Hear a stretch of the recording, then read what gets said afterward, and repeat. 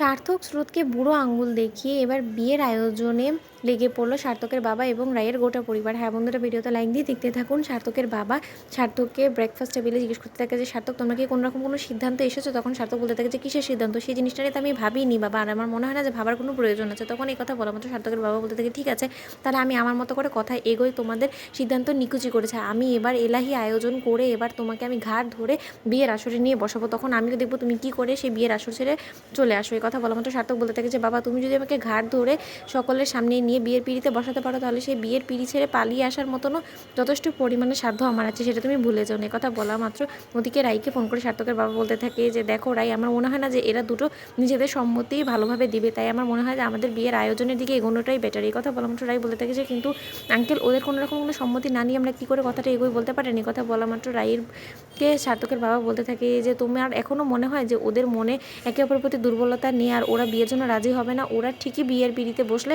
বিয়ের জন্য রাজি হবে আর বিয়েও করবে, কিন্তু এখন ন্যাকামো শুরু করে দিয়েছে। ওদের এই ন্যাকামো আমি আর সহ্য করতে পারছি না। আমি তোমাকে বলছি যে ওরা ঠিকই বিয়ে করবে, আর ওদেরকে কি করে বিয়ের আসর অবধি পৌঁছাতে হয় সেই ব্যবস্থা এবার আমি করব।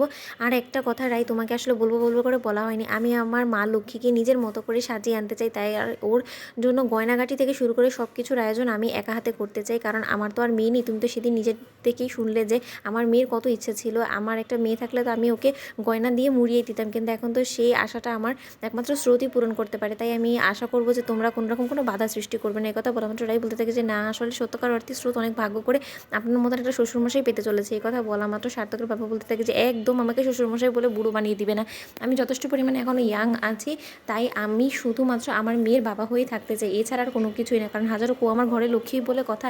একথা বলা মাত্র রাই বলতে থাকে যে হ্যাঁ, আপনার ঘরের লক্ষ্মীকে আপনি কী করে সাজিয়ে নেবেন সেটা নিতান্তই আঙ্কেল আপনার ব্যক্তিগত, কিন্তু তা সত্ত্বেও আপনার ছেলের মতামত নেওয়াটা যথেষ্ট পরিমাণে আমাদের জন্য ইম্পর্ট্যান্ট রাখে। কারণ আপনার ছেলের কি পছন্দ না পছন্দ সেই সম্পর্কে তো আমরা কোনো কিছুই জানি না। তখন সার্থকের বাবা বলতে থাকে যে ওর পছন্দ না পছন্দ দিয়ে আমাদের কোনো লাভ নেই, কারণ আমার মা লক্ষ্মীর যেটা পছন্দ হবে সেটাই হলো গিয়ে শেষ ডিসিশন হবে। আর এই কথা এক্সট্রাভাবে আমি আর ওদের কান অবধি পৌঁছাতে চাই না, কারণ ওরা যখন আমাদের কোনো কথারই গুরুত্ব দিচ্ছে না, তাহলে ওদের মতামত নেওয়াটা আমি প্রয়োজন বলে মনে করি না। এই কথা বলা মাত্র যখন রাই ফোন রেখে দিয়ে ওর মাকে গিয়ে বলতে থাকে যে মা, তোমার মেয়ের বিয়ে ঠিক হয়ে গেছে, তাও আবার ওর প্রফেসরের সাথে, তাহলে তুমি ভাবতে পারছো যে বিষয়টা কতটা আনন্দদায়ক। এ কথা বলা মাত্র রাইয়ের মা বলতে থাকে যে সত্যকার অর্থে আসলে আমার আর এখন বিয়ের খবর শোনা মাত্র না যথেষ্ট পরিমাণে ভয় করে, জানিস তো, আতঙ্কে থাকি যে কখন আবার দুঃসংবাদ চলে আসে। কারণ তুই এবং নীলু তোরা কেউই তো নিজেদের সংসারে সুখী হসনি নিজেরা পছন্দ করে, তা সত্ত্বেও এখন হঠাৎ করে এর মধ্যে আবার স্রোতের বিয়েটা, এটা বড্ড বেশি আমাকে ভাবাচ্ছে, জানিস তো।